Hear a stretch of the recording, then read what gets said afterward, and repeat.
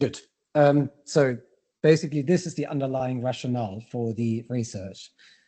That there are two systems for processing advertisements. One is the system 2, where you want to place rational product and pricing messages, and these might lead to short-term behavioral responses. That I, for example, go this weekend to the DIY store and buy garden furniture. And system 1 processes emotional brand associations, which might lead to long-term brand preferences. I look at shiny pictures of Apple iPhones without much content, but over time, my preference for Apple will be influenced by how nice they look and how much I'm drawn to these. And music works in system 2. So music would not work in system 1 most of the time because it will interfere with rational messaging. Good. So this is basically what I said here. Music works most effectively through system 1, through the peripheral processing route, and by manipulating emotions, feelings, and associations, which is what you want, that music biases the viewer towards a positive evaluation of the brand or product.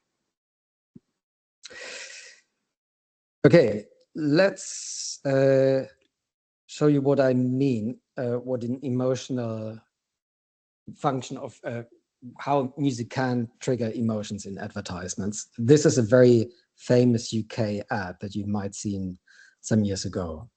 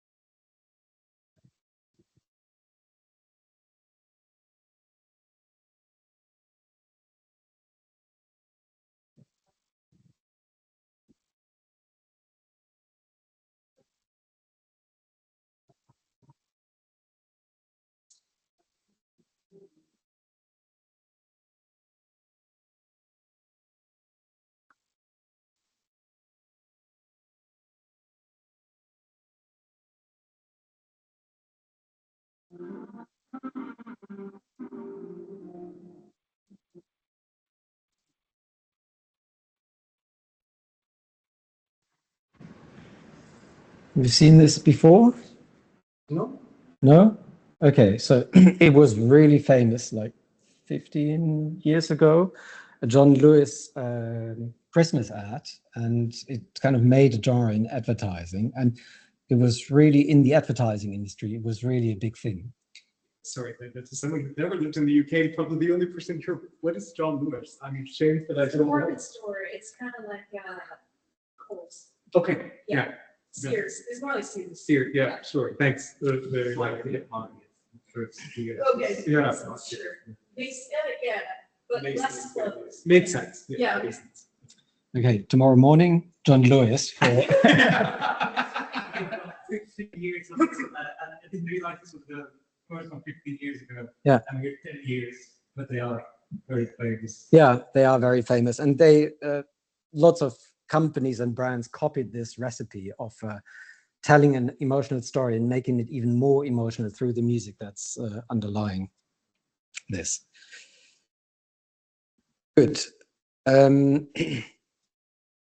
So music works with advertising generally, and we know that because the advertising industry is really big, and for most big international campaigns, music is a part of advertising. So practitioners trust or rely on music to enhance the message.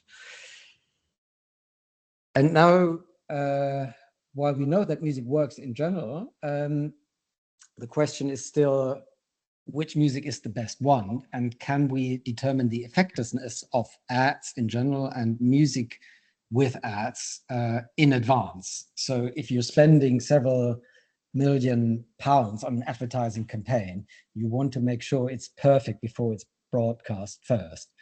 And for this reason, a pre-testing industry has established itself, which on its own is already worth more than $1 billion in the UK. So these are companies that test ads at specific stages of their production to see whether they are optimally transmitting messages or triggering emotions in the target group.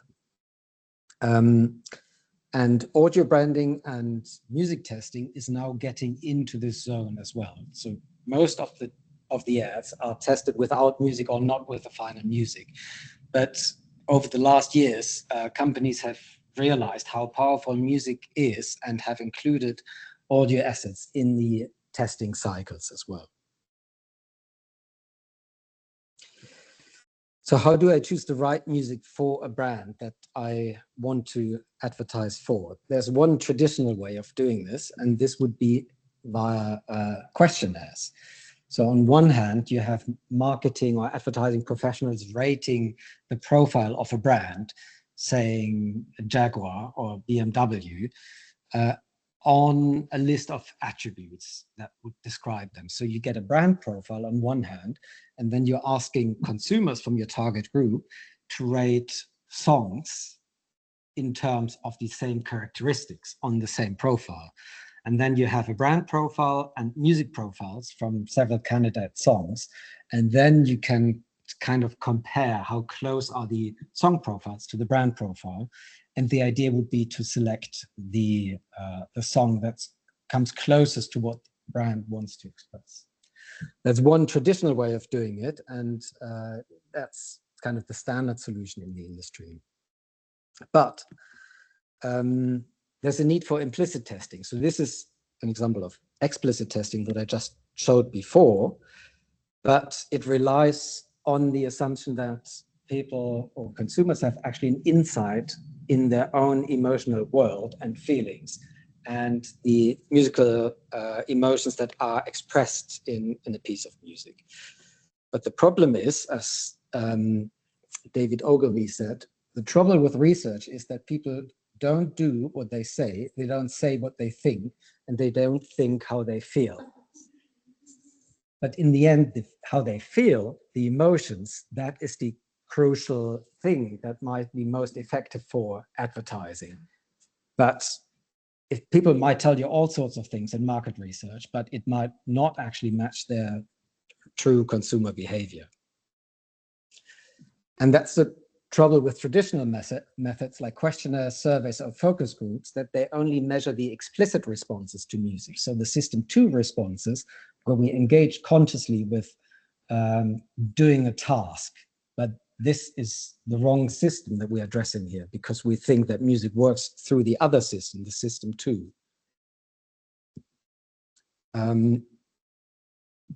So this is this explicit versus implicit testing approach. And with explicit testing, you ask something about the music, engage system 2, and implicit testing, you would be asking something about a concurrent stimulus that accompanies the music, and therefore engage system 1. The key point there is that you infer the effect of music when asking about the other stimulus that's shown at the same time. And this was the basic idea of a research project we had while I was still at Goldsmith, together with a music market research company called SoundOut. The aim there was to develop a new implicit test of emotional semantic effects of brand music without asking participants to engage with the music consciously, design a test that's scalable to a large consumer group, and that's quick and cost effective. So not putting people in a scanner or under EEG, because that just takes too long. It gives you small sample numbers. And I'll show you what our basic idea for implicit testing was based on. And this is basically exploiting mechanisms that have long been studied in film music research, knowing that film music can shift the emotional semantic perception of a visual scene dramatically, and film music composers use that all the time. Here's one example from an early study of film music research. Also sharing the sound. I can fix that. I don't, but my assistant can.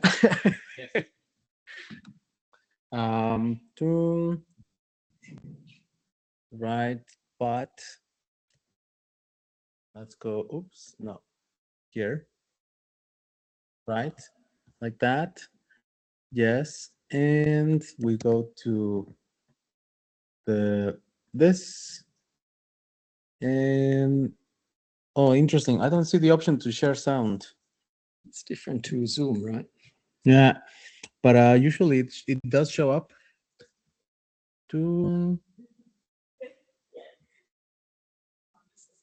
Yeah, nope.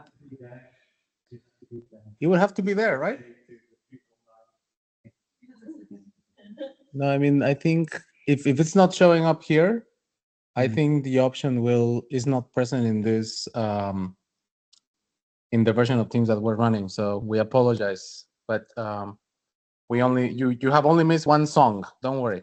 There are two more from, I mean, Yeah. okay. Tut mir leid. Yeah, sorry for the online people. So the online people will see now two identical visual scenes. The people in the room will also see two identical visual scenes, but with different soundtracks. And online people, be assured, it makes a huge difference what sound you have in the background. So this is version number 1.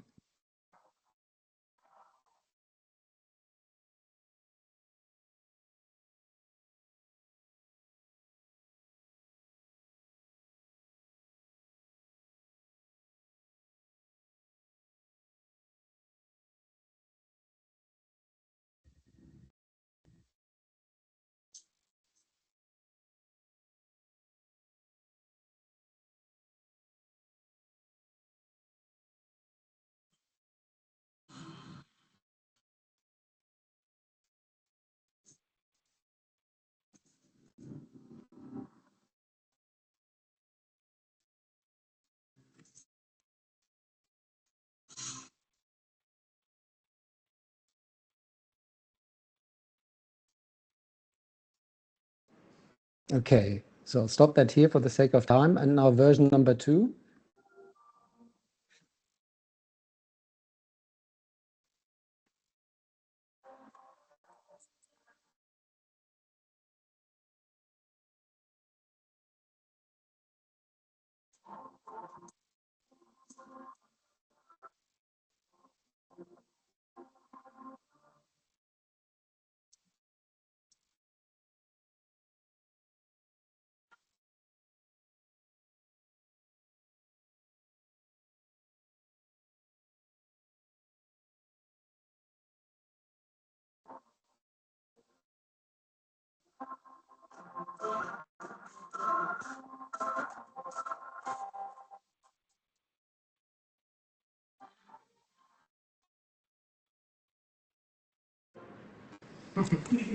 You clearly saw the difference. And I mean, you saw the difference because the perception is almost impossible to separate if you have the sound. Also, I mean, probably just because of time, it would be good to move on to the next video in 5 minutes or so. Yeah. Okay, so this was the fun part. The difficult part, I'll condense to 5 minutes. So that was the basic idea, that we use kind of music and film to assess what emotional semantic content the music has. The research approach was this: to compile first a database of semantically ambiguous video clips, like the one you saw before, pair brand music with video clips, and then have consumers rate the video content on emotional semantic attributes, and then use variance decomposition to determine the implicit effect of brand music. So these are then videos from nature, from space, that can be either dangerous or awe-inspiring or cute, what have you. So they can be very different emotions that you can project into them, and music has the ability to change that. This was the experimental setup: 14 videos, 140 brand tracks, all rated on 14 attributes, a lot of participants that rated these. And then we used essentially a mixed effects model where you can separate the variance due to audio, the variance due to video, and due to the emotional category that were rated. And yet you can collapse this video if you, this model by making a prediction model out of it, where you just don't include video, you just predict from audio and the emotional category. And that makes a huge difference, this aggregation across video. The top panel shows here that initially there's a lot of, or most of the variance is attributed to the video source, very little to audio. But once you aggregate across all 14 videos, the proportion of variance due to audio is much bigger. So you've actually created a test or a test battery for music if you play each track across 14 different videos. And what you can do with that is then for each of the 148 brand tracks, say what is their emotional semantic content on these 14 attributes. And this here is an overview of how much music is able to shift the ratings of the video by applying different types of music in the background. And it works differently for different attributes. The attribute intense is the one that can be shifted most by music, by playing more or less intense music. And the attribute simple was less affected by the music in the background. I hope this makes sense. So to summarize, music has a great potential to bias visual scenes and brands, and we know that from film music studies from the last decades. And we can use this effect to test the effect of music in an implicit test. So we get here results that are different from explicit testing. I haven't shown this here, but the two tests deliver different aspects of music effects. And certain branding attributes are easier to influence with audio than others. And this could be important for the brand manager. If you know your brand has these core attributes that you want brand perception to be affected on, use music more or less prominently because you know how much you can shift your brand perception by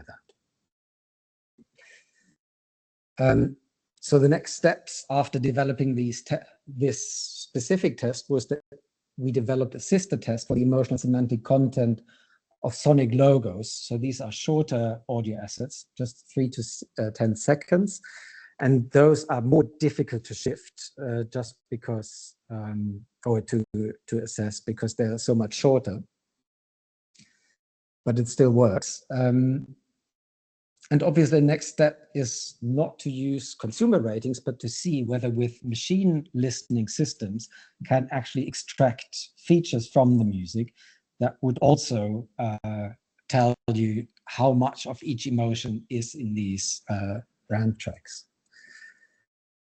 And then the ultimate conclusion of this project would be to investigate whether the music actually makes a difference for business. So whether the intentions to purchase also can be changed by the music, because all that we investigated so far was brand perception. but ultimately brands care about making revenue. And that's maybe a harder project. So thanks for listening. All the results that I presented today are in the first paper here. That was the outcome of this research project. And I have to thank in particular the two postdocs that worked on the project, as well as the people at SoundOut that we collaborated with. Thank you very much, and thanks for the technical support.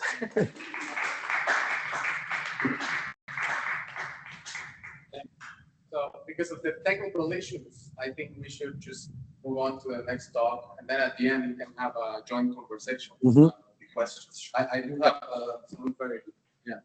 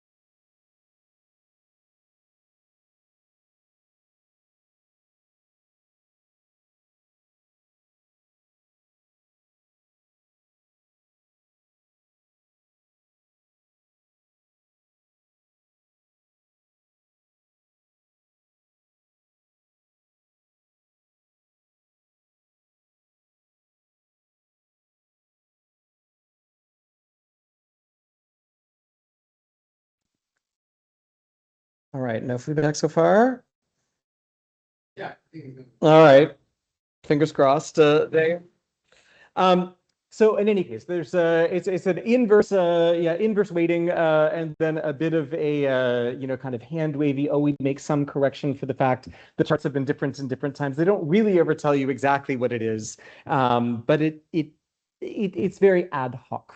And so as a musicologist who enjoys thinking about statistical modeling, I'm like, there must be a better way to do this. And so I've developed a model for the dynamics of popularity.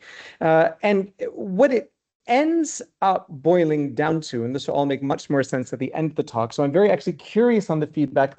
precisely because I wanted to insist on a certain view of what is interpretable in a musicological sense.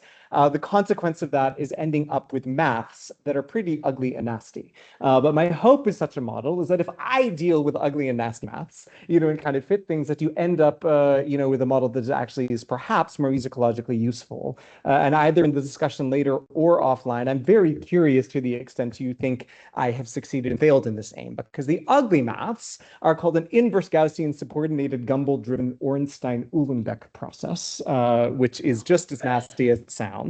But I want to end up with a kind of friendly unit that I just call the pop, and an analogy to the bell, which we usually speak of in terms of decibels, something that we could speak of just in terms of decipops as a unit of measuring popularity over time. And to get there, I want to focus on three key questions. So the first is what we might need, just mathematically, in order to be able to measure popularity consistently over time. What does it even mean to think in those terms? Secondly, apart from what is strictly mathematically necessary, what is just nice, for interpretability? So what are a series of where different people could make different decisions, but where I am, going to present one view on, some extra assumptions you can make to give you a model that is quite nicer. And then finally, we can look at the results of that model, and you can conclude for yourself whether you really, have to listen to Blinding Lights as the best song of all time. So let's start with that first question. What do we need to be able to measure popularity consistently over time? And I will try to push things a little bit faster, to make up some time. If I end up going too fast, to stop me and tell me that I'm not making sense.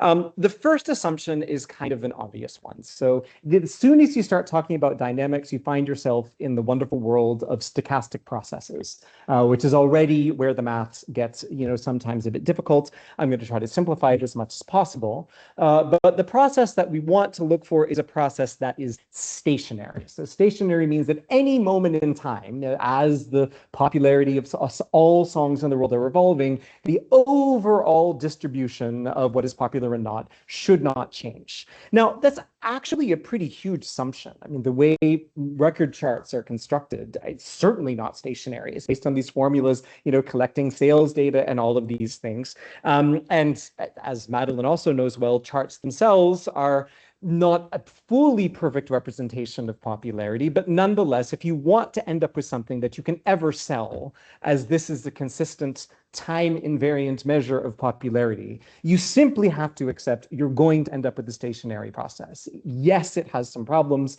but if you don't allow yourself that assumption, from a measurement perspective, literally, what are you doing? You're just dropped back on, oh, well, everything depends on everything. We can't have that. So we're assuming that it's a stationary process. Another not entirely desirable, but very strong assumption that we really are stuck making, if you want to use a measure of popularity as a one number summary, and this is sort of a use case, if you don't want to have to give people a 256 dimensional vector of possible popularity traits, but really just want to ask the question, how popular is this? For that one number summary to work, in my view, you're also kind of stuck making a first order Markov assumption. You assume that that one number, to the best that the model can, is going to give you all the information that you need, about what is going to happen with this song in the future over time. And that is also even a bit of a deviation from what the charts actually do. I don't think that the chart makers are thinking a lot about Markov assumptions, but they do implicitly usually provide some information about previous weeks. Is this song rising? Is this song following? What was, the kind of the previous sense? And this is seen as commercially useful. But again, as soon as you introduce that, you lose that one number summary aspect. And I was really interested, can you still get something if you insist on there being just one number that summarizes popularity? And if you do, like it or not, you're kind of stuck making a Markov assumption. And then the last assumption, this kind of goes hand in hand, but is time invariance. So in the end, of course, popularity changes from week to week, month to month, year to year, in any case from chart to chart. That can change in any number of ways. But if you want to be talking about something that is a long-term, consistent measure of popularity, then you're going to have to be willing to assume that is invariant over time. That the ways in which popularity evolve, that there's some consistent quite literally process that is so not just the overall distribution you end up with, but also the way songs move from chart to chart does so in a way that is the same regardless of when you're measuring. Now, that is not the same, and we'll come back to it later, as saying, oh yeah, but actually, don't you know that there are differences in churn in different, in different decades? Yes. So there are ways you can warp time that we'll talk about later. But apart from just that question of churn, otherwise we need to assume that the dynamics are the same. And so the heart of the assumption is that the sum of all of the random shocks, maybe they're coming faster or slower, but still the sum and total of all the random shocks that make a song popular or less popular, that is something that we assume is also consistent over time. Almost every Markov, every stationary process that is also Markov is time invariant. They're pretty pathological, the processes that don't satisfy both. So usually people will just speak of a stationary Markov process, and time invariance, is assumed. So baseline, what we need, and Margaret, is a stationary Markov process. There are many of these, but they aren't all equally nice to work with, and they certainly aren't all equally computationally tractable. And that brings us to our second question. What are things that are just the nice to have? So I would argue that the stationary Markov process is a must-have, given the question that we're asking, is they were consistent from popularity measurements. What are other things that are just nice to have to make our lives easier within that family? So the first assumption, this is really quite classic. We want to assume that the dynamics operate linearly. It's the stochastic process version of the usual linearity assumption. Is it a perfect assumption? No, of course not, in the same way that linear regression, isn't a perfect assumption, but it makes a lot of things very useful. Now, linearity in this case, it also depends on, how much you've moved in time, but the basic idea of linearity is that, that if you want to look at a song's popularity on the next chart, that is going to be based on its current popularity. That's what I have in my equation. It was x of t multiplied by some time-dependent function that's constant plus a random shock. And how strong that random shock is also going to depend on time. But both that constant time-based multiplier and that random shock, both of those are actually independent of the actual level of the song. That's the core of linearity assumption. They depend only on time, not on where the song is. And as it turns out, the only stationary Markov processes that are linear, that's where you get in these crazy mathematical names, but are of a type called the Ornstein-Uhlenbeck type. And so I'm not going to go through all the derivation of the mass here, but that boils down to that constant f function is very specifically an exponential based on time. So you have a multiplier, and all of these Ornstein-Uhlenbeck processes, the whole family has a very nice property that makes a lot of sense for popularity, is that everything in the long run returns to some constant baseline. So after a song has long since fallen off the charts and has just been churning around the Spotify catalog forever, there's some generic level of this is in the ends where things tend to end up, even if they're still bouncing around it. To make the computations easier, even though it is very much the case that is actually multiplied, so we're kind of multiplying that exponential by the current value. The thing with the charts is we're looking way, way, way, way, way out into the extremes of the tail. So Spotify now depends on whose numbers, which week you're using, but we're looking at something like 256 million tracks on Spotify. The pop charts are going to have 100 songs. I mean, we are way out in the tail, and way, way, way, way, way much higher than whatever that long-term baseline of popularity is. And because we are so far out into the tail, it's reasonable to assume that, okay, technically you should be multiplying all these popularity values, by some number to figure out exactly, what the middle of popularity is next time. But when you're multiplying by some number that's very close to 1, and the number that you're multiplying by is just huge, it's reasonable to assume that this all comes out to about the same thing, that you can actually model this not as a multiplicative gradual return to a norm, but you can assume that, based on the time, you just move down basically in popularity a little constant bit. So that wouldn't apply if you were looking at the popularity of everything, but way up on the charts, it's a reasonable assumption to make. That makes your computations a lot easier. And then the last kind of handy assumption is that the time dynamic, so from week to week, especially in the standard week, you actually model all of those random shocks using a distribution known as the Gumbel distribution. Now, this is one of these arcane aspects of statistics. It's tied to extreme value theory. It's sometimes unhelpfully called the double exponential distribution, where we'd probably usually think a Laplace distribution in that way. It has many claims to fame. There are many ways you can end up at a Gumbel distribution. What's great about it for our purposes is that if you take two Gumbel distributions and subtract them, you end up with the logistic distribution, which is the heart of logistic regression, which is the heart of IRT modeling. It's the heart of a lot of psychometrics, even kind of beyond IRT modeling. And so the fact that the individual, dynamics or Gumbel isn't really so interesting. What's nice about saying if one song moves as a Gumbel distribution and the other also moves as a Gumbel distribution, you get to make a very nice claim that gives you this nice measurement of pops and decipops. It basically means if I look at my popularity measurements of any two songs, and I just look at what is the difference. These are 20 decipops apart. These are 40 decipops apart. The fact that the two Gumbel distributions subtract to come out to a logistic, that's just a mathematical fact. But in terms of interpretive reality, it gives you a very, very strong, also one number claim, or what are the chances that these songs are going to switch places next week? And on the decipop scale, you can scale all of this so that if two songs are 10 decipops apart, the odds of them actually changing places the next week are exactly 1 in 10, much like decibels. If they're 3 decipops apart, then the odds are, 1 to 2 that they're going to change places. So you end up, even though you have this complicated maths behind it, with a very nice summary where you can just look on what psychometricians would call an interval scale. How far apart are these two popularity measurements? And that gives me a very specific prediction of, are these songs likely to change places? That's kind of the payoff from doing all of this. Because it's only on the interval scale, the ultimate place you put it, the center of it doesn't matter so much. Although on the one hand, it would seem logical to say, let's call 0 that place that all songs return to. We've already talked about that. That's so small, and then we're going to have pops numbers up in the millions or billions. It actually makes a lot more sense to shift it. So let's just say the bottom of the charts on average is 0. And then 0 is kind of, okay, this is 100 on the Billboard Hot 100, and everything is working above that. Last step that I kind of promised, okay, how do you deal with churn? So when you're dealing with the world of stochastic processes, you can also talk about a subordinated process.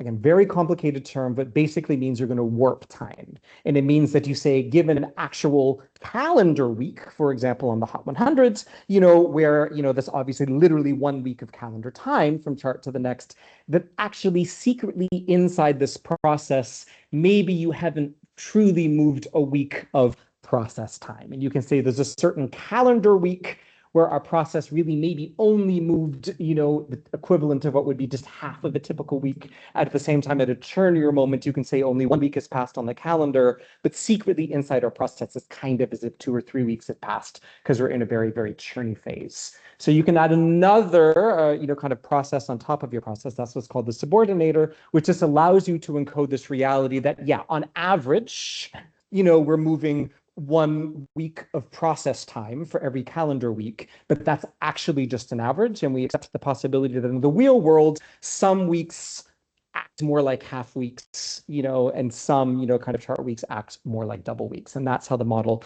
incorporates churn. There are any number of ways you can choose subordinators. It's very common to use an exponential or gamma distribution, but then when you actually go to fit these models, they all have some kind of obnoxiousness in the tails. They end up having heavy tails on one side or the other that you don't want to deal with. And so actually a very handy subordinator to use, called the inverse Gaussian, also very famous in psychometrics, because the idea is if you say, okay, I have information collecting in my brain and I want to hit a certain threshold, when am I actually going to hit that threshold?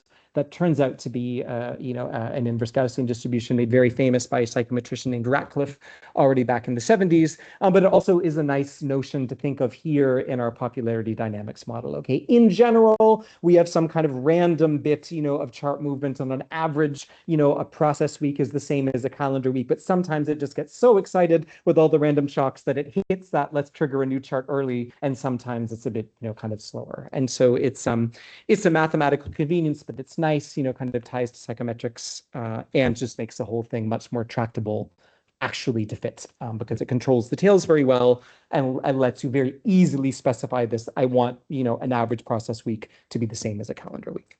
So then you end up with this, kind of nasty inverse Gaussian subordinated Gumbel-driven Ornstein-Uhlenbeck process, which sounds very fancy, but hopefully I've convinced you that it's not that bad.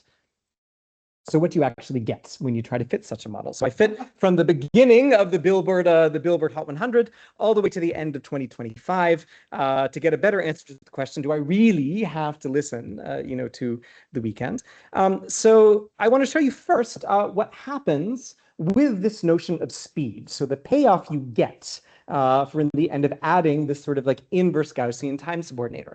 What this is showing you is for every single chart week, the estimate with confidence intervals of how many weeks of process time actually pass. So where are the charts churnier? Where are they less churnier? And you see a pattern that is actually quite well known to the chart historians, where we kind of start, about the average, go through a pretty churny period in the 70s, and then just constantly tanking, kind of see. This is, if you grew up in the 90s, as I did, you remember that songs just stayed on the charts forever.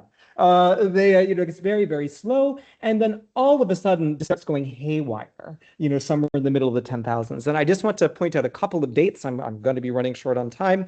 But 1973 was one major change in the Billboard chart methodology, where you start adding jukeboxes, if you kind of see there. 1991 is the sea change, where they stopped just asking record stores what they wanted to say that people purchased, and started using actual barcodes to scan what people really did purchase, kind of made a huge change. 1998 is the moment where traditionally the Billboard Hot 100 only allowed things that were sold as singles, on LP, cassette, CD. In 1998, you see a change where they actually allow songs that were just played on the radio, kind of a lot as singles, as songs. 2005, which is where you start things, kind of going haywire. That's when digital sales get added. 2007, streaming gets added. 2012, even more streaming added. 2013, YouTube streams. But we see here so clearly, what the effect of adding streaming was. All of a sudden, because of these occasional viral hits, things just go crazy. There were weeks where everything changes on the charts. There were weeks where nothing changes. It's much more stable, than it used to be. The process is supposed to be stationary, but does it actually end up being stationary? So if you look at the kind of lower, so we're looking at now, what is the pops estimate of the decimal pops estimate of the song at number 1, at number 25, at number 50, and number 100. And you see that at the, kind of low down on the chart, it does actually seem to remain fairly stationary indeed. It's kind of like not so bad. The model is able to fit. At the top, you see a pattern that's kind of less so. And that disappointed me at first. Like, I'm still honestly trying to work through it a bit. But it is also, to be honest, even in a stationary process where there's some time subordination going on, not actually so much if there is going to be any large swings, those are going to be by definition up top. And you see how popular was the most popular song on the charts does seem to vary on the time. It isn't directly correlated, although there seems to be one a bit, kind of with the speed. It has its own, kind of dynamic of what was popular. You see also in the 90s, these songs that stayed on the charts forever, by the assumption that this model were perhaps not quite as popular as the viral hits, that you'd see now. I briefly want to show you, I think given time, I don't have time to go into the details of it much, but what do the individual trajectories in decipops look like, for different charts at different periods. So you see indeed moments like in the 1960s, for example, where you see these pretty sharp, kind of pretty clear peaks. If you look in, the 90s or 2000s, you see more of a patterns of a kind of slow rise with a pretty sharp fall off. And then you see indeed, since streaming has happened, things are kind of chaos, and there's all kinds of different patterns, that people are following on the charts. And these look similar, but not quite the same as what you'd see if you just tried to use ranks instead. And then finally, to answer that question, do I have to listen, to The Weeknd? So this is still, the quickest and dirtiest, slide. I'm still not totally happy with the way I've computed this, but as a measure, if you want accept, my measure of popularity is decipops, you can also think of decipop weeks, which are not necessarily calendar weeks, but basically if you look at how much process time, kind of idealized, chart weeks that these songs actually stay to the top. Basically, if you multiply the decipop value the speed of the process at the time, and then add that up on the assumption that when you've fallen off the charts, whatever sum there is constant. It's a pretty big assumption. What do you actually get with? Well, The Weeknd does still do very well, but it suggests, which makes a certain kind of sense since they now allow Christmas songs to come back, that Mariah Carey's All I Want for Christmas Is You is the song that has spent, the most time and the most popularity, in people's heads, and has perhaps a better claim, than Blinding Lights at 1,608 Decipop weeks to The Weeknd's, 1365 as being the greatest song of all time, followed by actually a surprising number of other Christmas songs. And so that shows both the churn and the extreme popularity, of songs at Christmas is actually an interesting pattern that comes out if you measure it that way. There's a lot more that I could say, but given time, I'm not going to do so. I just want to wrap up. So what do we need to be able to measure popularity consistently over time? Any kind of stationary Markov process. What do we want from such a measure to make that stationary Markov process work for us? Well, an inverse Gaussian subordinated Gumbel-driven Ornstein-Uhlenbeck process. When you do that, you actually get cleaner ways to answer questions like, do I really have to listen to The Weeknd? And the answer is, maybe you should be listening to Mariah instead. That's what I have for you. Thank you very much.